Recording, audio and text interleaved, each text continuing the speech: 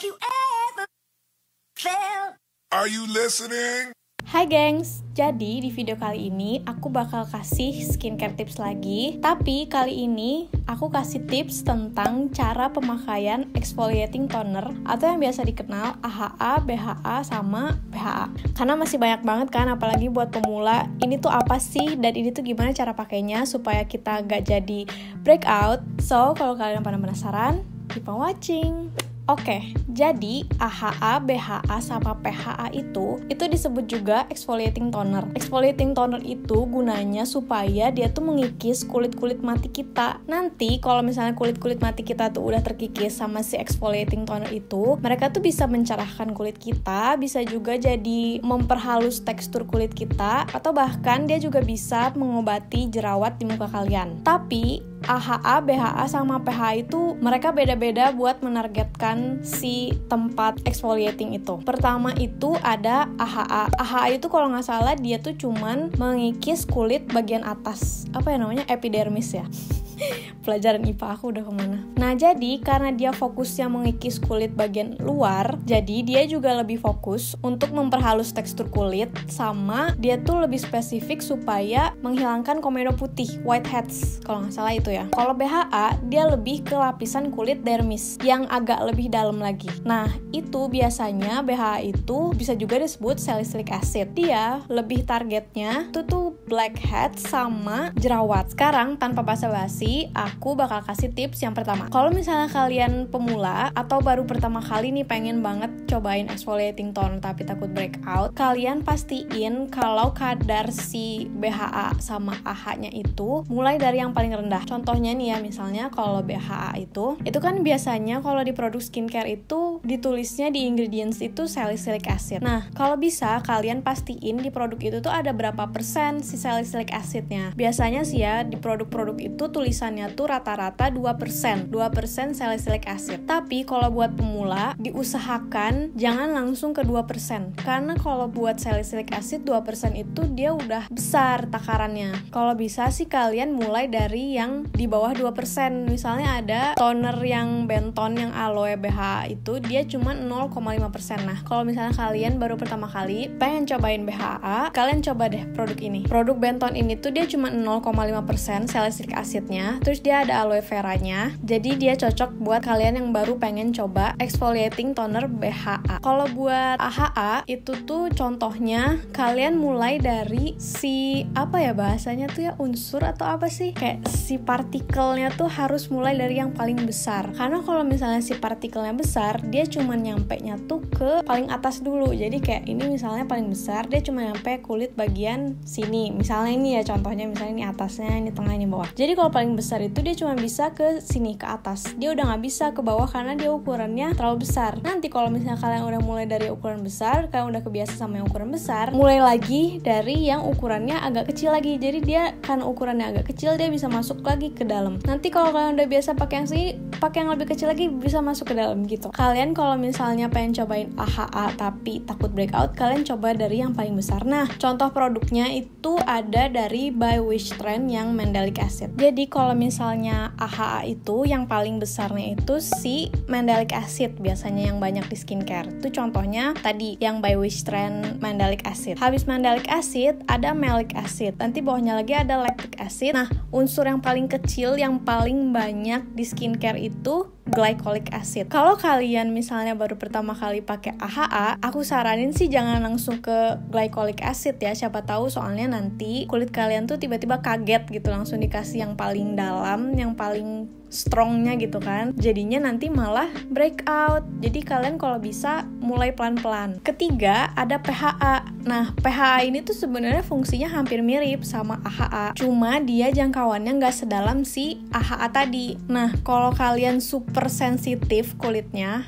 atau misalnya kalian masih remaja, kalau aku saranin mending kalian pakai PHA dulu. Karena efeknya nggak terlalu riskan kalau PHA tuh. Tips yang kedua, setelah kalian ketemu ingredients apa yang mau kalian pakai pertama, misalnya kalian udah dapet nih produk yang kalian pengen, udah, oh ini nih aku mau coba dulu si mandelic acid. Nah, kalian juga kan untuk mengenalkan mandelic acid ke kulit kalian tuh harus bertahap gitu loh. Jangan langsung kalian kasih terus tiap hari. Jadi tuh pertama, kalian kalau misalnya kulitnya sensitif, kalian cobanya sekali seminggu dulu. Sekali seminggu, minimal 2 minggu deh. Atau kalau kalian takut 3 minggu gitu kan. Nah, misalnya nih kalian udah pakai sekali dalam seminggu itu 3 kali rutin gitu kalian pakai kan. Kalian boleh naik ke tahap selanjutnya. Jadi 2 kali dalam seminggu. Nanti kalian lakukan itu terus dengan jarak 3 kali itu, jadi 1 kali seminggu 3 kali, 2 kali seminggu 3 kali. Nah, sampai kalian ada di tahap 4 kali dalam seminggu. Nah, misalnya nih kalian mulai dari mandelic acid, kalian boleh naik ke lactic acid gitu. Jadi supaya kulitnya nggak kaget gitu, supaya nggak breakout dan si AHA-nya itu berfungsi dengan baik di kulit, kalian tuh harus perkenalan dulu kulit kalian itu dengan mandelic acid. Nah, caranya tuh kayak tadi. Atau kalau misalnya kalian nggak kuat banget nih pengen coba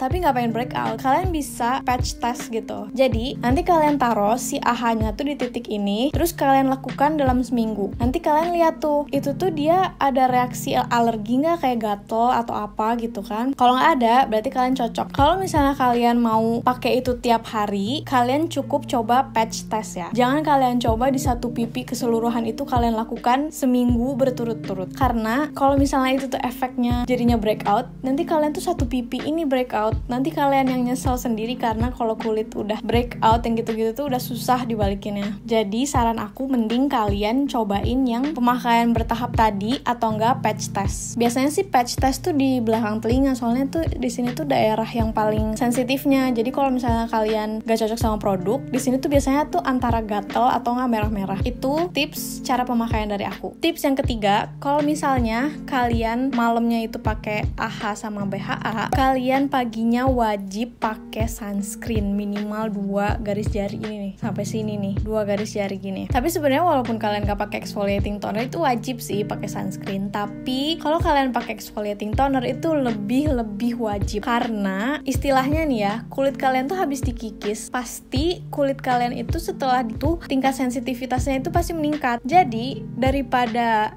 nggak ada gunanya si exfoliating toner tadi atau malah memperburuk, mending kalian lindungi dengan cara pakai sunscreen. Tips yang keempat, kalau misalnya kalian pakai exfoliating toner, AHA, BHA, sama PHA, jangan dicampur lagi sama bahan aktif lainnya, zat aktif lainnya. Misalnya nih kalian di satu malam kalian pakai retinol plus pakai juga AHA, karena itu tuh mereka tuh dua-duanya fungsinya sama, kedua mereka juga sama-sama zat aktif. Kalau kalian pakai itu keduanya di satu waktu yang sama, nah kulit kalian tuh bakal kering banget, atau malah nanti lebih parahnya lagi, malah muka kalian tuh breakout. Contohnya lagi tuh AHA atau exfoliating toner lainnya plus vitamin C. Itu juga dua-duanya zat aktif. Jangan coba-coba kalian dipakai di waktu yang sama, karena ya itu nanti nggak akan guna dua-duanya. Malah bisa-bisa kulit kalian jadi breakout gitu. Kalau mau nih ya, paling si exfoliating tonernya malam, nanti kalian paginya pakai vitamin C plus sunscreen. Nah, itu bagus, gak apa-apa. Kalau contoh produk PHA yang aku pakai, yang dia fungal acne free, aku pakai si Skin Angel Centella Asiatica. Karena tuh PHA itu juga salah satunya dia untuk menyembuhkan luka kalau nggak salah. Nah, ini pas banget, dia PHA, ada Centella Asiaticanya, sama ada niacinamide-nya. Jadi kalau misalnya aku ada kemerahan di sini, aku pakai ini langsung mereda gitu si merah-merahnya. Terus kalau misalnya aku pakai ini, kalau ada jerawat juga dia sedikit ngempesin gitu loh. Nah, kalau untuk BHA yang fungal acne free, aku pakai ini dari Inkilis. Nah, kalau AHA-nya aku belum nemu sih yang fungal acne free yang bener-bener dari mandelic acid-nya ya. Soalnya dulu aku pakai yang by Wishtrend itu yang mandelic acid, tapi ternyata pas sekarang nggak fungal acne free, jadi aku takut kenapa-napa lagi malah muka aku. Jadi aku mau riset lagi yang lainnya. Oh iya,